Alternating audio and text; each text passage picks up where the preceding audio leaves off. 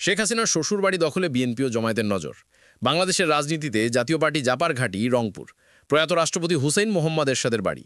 কোনো স্বাভাবিক সংসদ নির্বাচনে জাতীয় পার্টিকে নিরাশ করেনি রংপুর।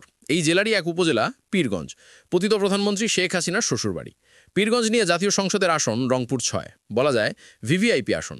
এখান থেকে নির্বাচন করেছেন এরশাদ ও শেখ হাসিনা, পরে যোগ দিয়েছেন জাতীয় সংসদের স্পিকার শিরিন শারমিন চৌধুরী। একাধারে রাষ্ট্রপতি, প্রধানমন্ত্রী ও স্পিকারের আসন এটি। বিগত সরকার বদলেও আলোচিত পীরগঞ্জ ২০২৪ সালের জুলাই গণঅভ্যুত্থানে শহীদ আবু সাঈদের জন্মভূমি এটি। কোটা সংস্কার আন্দোলনে আওয়ামী সরকার পতনের টার্নিং পয়েন্ট ছিল পুলিশের গুলিতে রংপুরের বেগম রোকেয়া বিশ্ববিদ্যালয়ের শিক্ষার্থী আবু সাঈদের মৃত্যু। এই ঘটনা বিপুল আলোচিত হয় দেশ ও বিদেশে। জুলাই অভ্যুত্থান পরবর্তী সময়ে বদলে যায় এলাকার রাজনৈতিক প্রেক্ষাপট। একসময় দাপট দেখিয়ে বেড়ানো স্থানীয় আওয়ামী লীগের নেতারা গা ঢাকা দেন। আওয়ামী লীগের কার্যক্রমও নিষিদ্ধ করেছে সরকার। আর কোণঠাসা হয়ে আছে জাতীয় পার্টি। এতেই খোশ মেজাজে বিএনপি ও জামায়াত সহ অন্যান্য রাজনৈতিক দল। সভা সমাবেশ, ঘরোয়া বৈঠক ও শুভেচ্ছা জানিয়ে পোস্টার সাটানো সহ বিভিন্ন কার্যক্রম শুরু করেছেন বিভিন্ন দলের সম্ভাব্য প্রার্থীরা। এর মধ্যে বিএনপির মনোনয়ন প্রার্থী ৩ জন। জেলা বিএনপি আহ্বায়ক সাইফুল ইসলাম, মহানগর যুগ্ম আহ্বায়ক শহীদুল ইসলাম মিজু এবং জেলা বিএনপি সিনিয়র নেতা আশফাকুল ইসলাম সরকার। তবে মনোনয়ন দৌড়ে অন্য দুজনের চেয়ে অনেকটা এগিয়ে আছেন সাইফুল ইসলাম। সভা সমাবেশ করছেন, তুলে ধরছেন তারেক রহমান ঘোষিত রাষ্ট্র সংস্কারের ৩১ দফা। এই আসনে সবার আগে প্রার্থী ঘোষণা করেছে জামায়াতে ইসলামী। তাদের প্রার্থী মাওলানা নুরুল আমিন। তিনি বাংলাদেশ মাজলিসুল মুফাসসিরিনের জেনারেল সেক্রেটারি ও রংপুর জেলা জামায়াতের শুরা সদস্য। অন্যদিকে পরিস্থিতি পর্যবেক্ষণ করছে জাতীয় নাগরিক পার্টি এনসিপি, গণ অধিকার পরিষদ, ইসলামী আন্দোলন বাংলাদেশ ও খেলাফেতে মজলিস।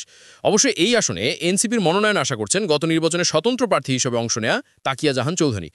জাতীয় রাজনীতিতে এরই মধ্যে জামায়াতে ইসলামীর নেতৃত্ব এসব দলের জোট গঠনের সম্ভাবনা তৈরি হয়েছে। তেমনটি হলে শেষ পর্যন্ত এই জোটের প্রার্থী হিসাবে থেকে যেতে পারেন জামায়াতে ইসলামীর মাওলানা নুরুল আমিন। তবে এই আসনে বিএনপি ও জামায়াতে ইসলামীর ভোট খুবই কম। ১৯৯১ সালে এখানে বিএনপি পেয়েছিল মাত্র ৩% ভোট, জামায়াতের ভোট ছিল ১১%। ২০০৮ সালে এই দুই দলের সম্মিলিত ভোট ছিল ১৮%। প্রতিটি দলের আলাদা নির্বাচনে বরাবরই এখানে প্রধান প্রতিদ্বন্দ্বী জাতীয় পার্টি ও আওয়ামী লীগ। এই আসনের অতীত নির্বাচন ইতিহাস বেশ চমকপ্রদ। ১৯৯১ সালে জাতীয় পার্টির এরশাদ এই আসন সহ ৫ আসনে জয়লাভ করেন। পরে রংপুর ৬ আসন ছেড়ে দিলে এখান থেকে উপনির্বাচনে জয় হন তারই দলের শাহ মোয়াজ্জম হোসেন। অনেক পরে শাহ মোয়াজ্জম জাতীয় পার্টি ছেড়ে বিএনপিতে যোগ দেন। এই আসনে সবচেয়ে চমকপ্রদ ঘটনার জন্ম দেন নূর মাহমুদ মণ্ডল। ১৯৯১ সালে তিনি ছিলেন বিএনপির প্রার্থী। ১৯৯৬ সালের ১২ জুনের নির্বাচনে স্বতন্ত্র প্রার্থী হন।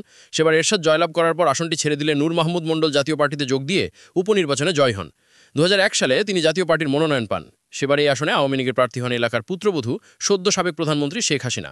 তবে নূর মাহমুদ মণ্ডলের কাছে শেখ হাসিনা হেরে যান, যা ছিল টক অব দ্য কান্ট্রি। নূর মাহমুদ মণ্ডল অবশ্য সেখানেই চমক শেষ করেননি। ২০০৮ সালের নির্বাচনের আগে তিনি আবার বিএনপিতে ফিরে যান। সেই নির্বাচনে আওয়ামী লীগ জাতীয় পার্টির মহাজোটের প্রার্থী ছিলেন শেখ হাসিনা। বিএনপির নূর মাহমুদ মণ্ডলের বিরুদ্ধে এবার সহজেই জয় পান সাবেক প্রধানমন্ত্রী। পরে ২০১৪ সালে বিএনপি থেকে উপজেলা নির্বাচন করেন নূর মাহমুদ মণ্ডল। তবে পরে আবার দলবদল করে আওয়ামী লীগে যোগ দিয়ে ২০১৯ ও ২০২৪ সালে উপজেলা চেয়ারম্যান হন তিনি। ২০০৮ সালের পর ২০১৪ সালেও এই আসনে নির্বাচন করেন শেখ হাসিনা। সেবার জয়লাভের পর আসনটি ছেড়ে দিলে উপনির্বাচনে বিনা প্রতিদ্বন্দ্বিতায় সংসদমন্ত্রী হন জাতীয় সংসদের স্পিকার শিরিন শারমিন চৌধুরী। ২০১৮ সালের রাতের ভোট ও ২০২৪ সালের ডামি প্রার্থী নির্বাচনেও সংসদমন্ত্রী হন তিনি। জাতীয় পার্টি আগামী নির্বাচনে অংশ নিতে পারলে রংপুর ৬ আসনের নির্বাচনী চিত্র হবে একরকম। আর আওয়ামী লীগের মতো তারাও যদি নির্বাচনের বাইরে থাকে, তাহলে আসনটি প্রথমবার নিজেদের কবজায় নিতে লড়াই করবে বিএনপি ও জামায়াতে ইসলামী।